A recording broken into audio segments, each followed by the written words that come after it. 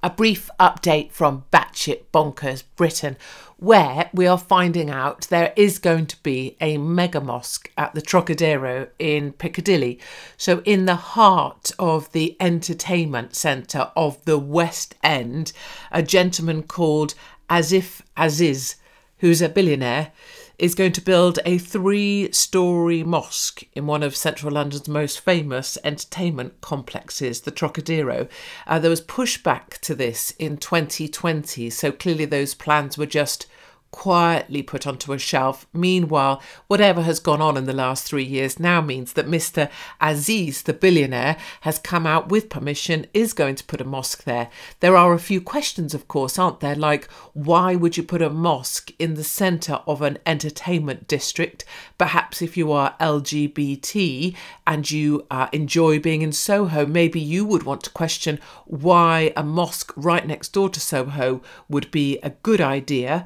And perhaps there's also some questions around Mr. Aziz himself. He was known as Britain's meanest landlord at the height of the COVID lockdowns after threatening West End tenants, including chains like Cafe Concerto, with winding up petitions if they did not pay their rent on time. Also, I do wonder whether billionaire Asif Aziz is quite the bastion of morality that he's making himself out to be. In 2017, in the High Court, he argued that his estranged wife was not entitled to his then estimated 1.1 billion fortune, as they faked a marriage certificate in Malawi in order to bring an adopted child to the UK. Yeah, sounds like a really good guy and another brilliant planning decision by Westminster Council.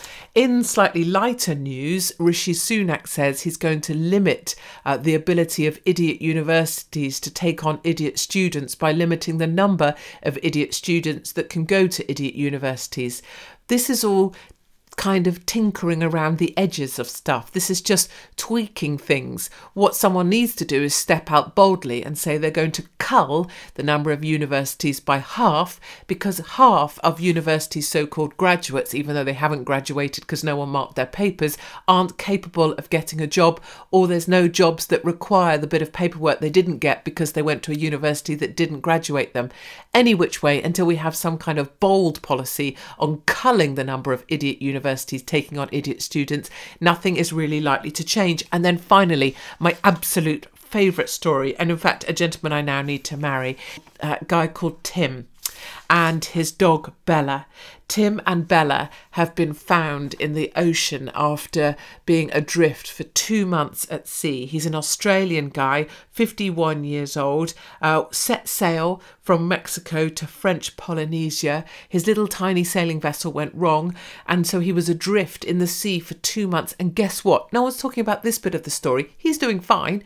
His dog is alive and well. Bella has been looked after, she's had a lovely time, she's been doing a bit of swimming, she's been eating raw tuna, I think that he managed to fish out of the sea, and her welfare, she's looking as chubby as ever, which is just a glorious thing. And if you compare this marvellous man called Tim to an absolute pillock called Benedict, I don't know, Allen, he calls himself an adventurer, an explorer. He's clearly a private schoolboy, but, you know, because he says he just has the adventurous spirit in his soul. You can see he probably eats The Guardian for breakfast and he just goes off adventuring. Well, old Benedict Allen got slightly lost in the jungle somewhere in Papua New Guinea, and this delightful local dog, Cashew, that had been following him round, he just battered it to death with his machete, slit its throat and ate it.